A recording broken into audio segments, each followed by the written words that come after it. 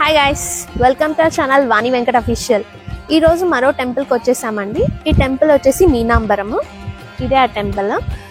ఈ టెంపుల్కి ప్రత్యేకత ఉందండి. అదేంటి అంటే ఇక్కడ టెంపుల్కి వచ్చేసి మనకి బ్రహ్మసూత్రం కలిగిన శివలింగం ఉందండి. ఈ బ్రహ్మసూత్రం కలిగిన శివలింగం చాలా అరుదుగా ఉంటాయి. అంటే లైక్ కోటికి ఒకటో రెండో ఇలా బ్రహ్మసూత్రం కలిగిన శివలింగాలు ఉంటాయి. అందులో ఇదొకటండి. ఇది చాలా విశిష్టమైనది అనేసి ఇక్కడ అర్చకులు చెప్తున్నారు. ఇలాంటి బ్రహ్మసూత్రం కలిగిన శివలింగాన్ని దర్శించుకోవడం చాలా అదృష్టము, చాలా పుణ్యము అని చెప్పేసి ఇక్కడ ఉన్న ప్రధాన అర్చకులు చెప్పారండి.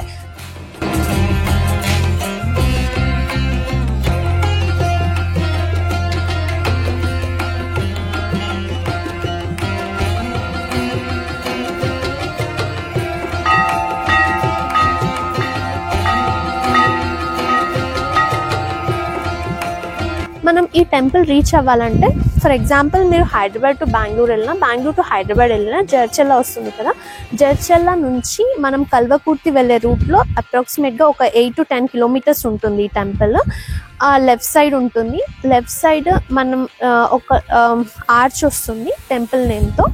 ఆర్చ్ నుంచి మనం అప్రాక్సిమేట్గా ఒక 1/2 కిలోమీటర్ ట్రావెల్ చేస్తే మనం మీనాంబరం చేరుకుంటామండి.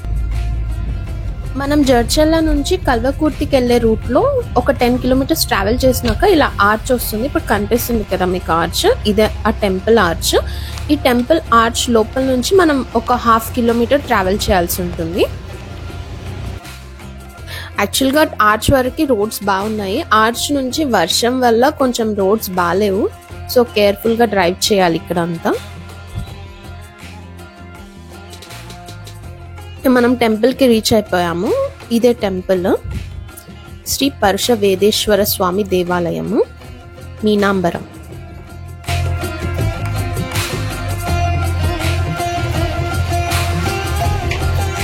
టెంపుల్ క్లైమేట్ చాలా బాగుంది. అంటే మొత్తం చుట్టూ చెట్లతో చాలా రమణీయంగా ఉంది. అండ్ ఇక్కడ మనకి వెహికల్ పార్కింగ్ కూడా ప్రాబ్లం లేదు. చాలా స్పేషియస్ పార్కింగ్ ఉంది.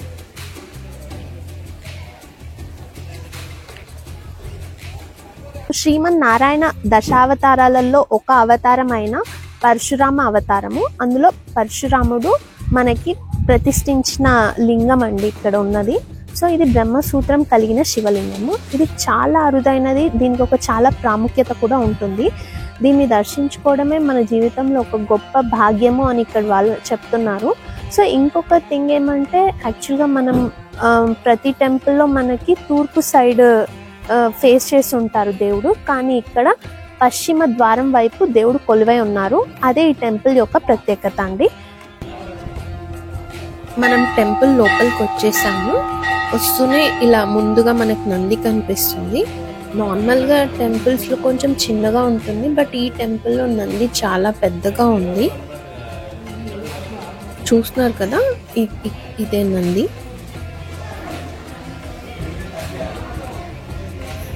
ఇక్కడ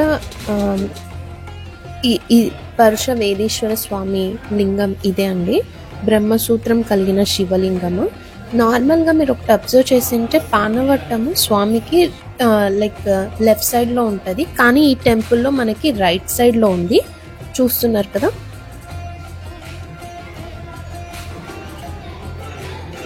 టెంపుల్ బయట మనకి విఘ్నేశ్వర స్వామి, సుబ్రహ్మణ్యేశ్వర స్వామి ఇద్దరు విగ్రహాలు ఉన్నాయి. ఇంకొక సైడ్ మహాగౌరి మాత విగ్రహం కూడా ఉంది. మానవులు వివిధ స్వభావాలు, యాటిట్యూడ్, లైక్ గుణాలు, క్యారెక్టర్స్ కలిగి ఉంటారండి. అంటే లైక్ వెండి, ఇత్తడి, కంచు, రాగి, తగడం, ఇలా డిఫరెంట్ స్వభావాలతో ఉంటారు. ఏ స్వభావంతో ఉన్నప్పటికీ ఈ టెంపుల్కి వచ్చి స్వామివారిని దర్శించుకొని స్వామికి మన తల ఆనించుకొని మొక్కితే స్వామి ఎలాంటి క్యారెక్టర్, ఎలాంటి బిహేవియర్ ఉన్నా స్వామి తనలోనికి తీసుకొని మనకు బంగారు స్వభావాన్ని ఇస్తారంట. అది ఇక్కడి వాళ్ళ నమ్మకం అండి. ఎదురుగా ఉన్నది దుందుబి నది. కొన్ని లక్షల సంవత్సరాల క్రితము నల చక్రవర్తి అంటే నలమహారాజు చక్రవర్తి, వారి భార్య పేరు శ్రీమతి నలదమయంతి. నలమహారాజు యుద్ధం చేసి ఓడిపోయి శని ప్రభావం చేత అనేక ప్రాంతాలు తిరుగుతూ ఈ ప్రాంతానికి విచ్చేశారు. ఇక్కడికి వచ్చిన తర్వాత నలమహారాజు దుందిబీ నదిలో చేపలు వేటాడి వారి భార్యకు శ్రీమతి నలదమయంతి గారికి ఇవ్వడం జరిగింది. ఆమె చేప ముక్కలు కట్ చేసి ఒక పెద్ద రాగి అండలు వండుతుంది. ఎంతసేపటికి ఉడుకుతలేవు. నలమహారాజు ఒక చిన్న రాగి సర్వ తీసుకొని వెళ్ళి దుందిబీ నదిలో నీళ్లు తెచ్చి రాగి అండలు పోసి భార్యాభర్తలు బాగా మంట పెట్టి ఉడికే క్రమములో ఆ చేప ముక్కలు రివ్వున ఆకాశం అంత ఎత్తు ఎగిరి దుందిబీ నదిలో పడి సజీవమై మళ్ళీ అంబరం అంటే ఆకాశానికి ఎగురుతుంది. కాబట్టి మీనము అంటే చేప, అంబరం అంటే ఆకాశం. కాబట్టి ఈ క్షేత్రానికి మీనాంబరం అని స్థల పురాణం. తర్వాత పరశురాముడు స్థాపించిన శివలింగం కాబట్టి పరశవేదీశ్వర స్వామి ఆలయం అని పేరు. పరశవేది అంటే భిన్న భాషలు, భిన్న ప్రజలు, భిన్న నైసర్గిక స్వరూపం, రకరకాల మనస్తత్వాలతో ఇక్కడికి వస్తారు. వారు మనసును బంగారు స్వభావం అంటే యథార్థమైన స్వభావాన్ని కల్పించేది. పరశవేది అంటే ఎటువంటి వస్తువునైనా తాకితే అది బంగారంగా మారుతుందని వెనకడికి పరశవేది అనేది ఉండే. ఇప్పుడు అవి చాలా అరుదు. తర్వాత వెనకటికి యాదవ స్త్రీలు ఇనుప బిందెలు తెచ్చి స్వామికి అభిషేకించి అర్చించి ఆరాధించి సేవించిన తర్వాత ఆ బిందెలను స్వామికి స్పర్శ అంటే తాకడం, తాకిస్తే అవి బంగారు బిందెలుగా మారినాయి. మనము ఉత్తమోత్తమైన జన్మ మానవ జన్మ. సృష్టిలో 83,99,999 జీవులు తిరిగి పునరభి మరణం తిరిగి ఈ జన్మకు వచ్చారు. ఇక జన్మ మరి మానుకోవాలి. ఈ మానవ ఇక జన్మ మానవ అని అర్థం. మనిషి అంటే MONEY, మన అంటే డబ్బు, SHEC అంటే స్త్రీ, ఆమె అని అర్థం.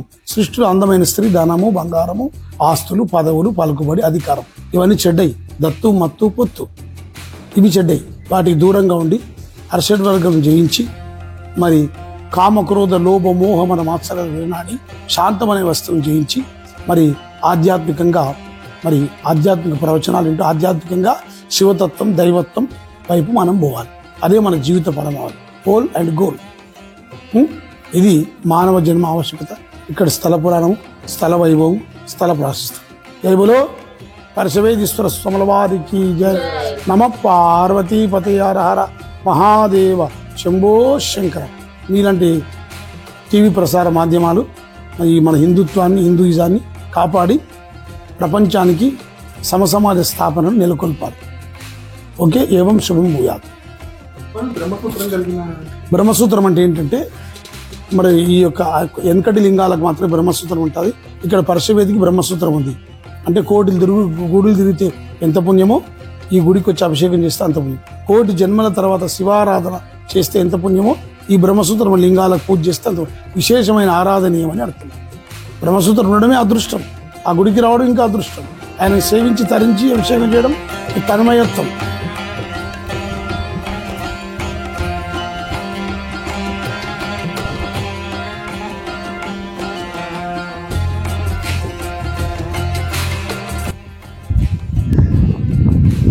సో మనకి యాక్చువల్గా ఉమ్మడి ఆంధ్రప్రదేశ్లో ద్రాక్షారామంలో మనకి బ్రహ్మసూత్రం కలిగిన శివలింగం ఉందంట అండి.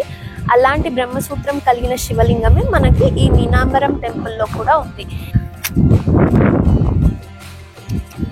మనకి టెంపుల్ బ్యాక్ సైడ్ వ్రతం చేయించడానికి మండపం కూడా ఉంది.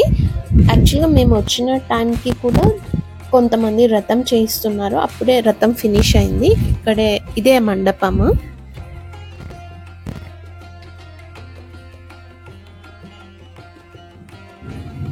ఇంకా భజన మందిరం కూడా ఉంది. ఇది భజన మందిరం. ఒక సైడ్ శ్రీ పరశవేదీశ్వర స్వామి దేవస్థానం గోశాల ఉంది. ఇక్కడ కనిపిస్తుంది కదా అది. టెంపుల్ అయితే చాలా అద్భుతంగా ఉందండి. ఎందుకంటే మనకి ఇక్కడ బ్రహ్మసూత్రం కలిగిన శివలింగం ఉంది. అది చాలా అరుదుగా ఉంటుంది. అది ఇక్కడ ఉండడం మన అదృష్టము. హైదరాబాద్ నుంచి జస్ట్ ఒక 2 hours లో మనం ఇక్కడ రీచ్ అవుతాము. సో మీకు వీలైనప్పుడు ఖచ్చితంగా స్వామిని దర్శనం చేసుకోండి.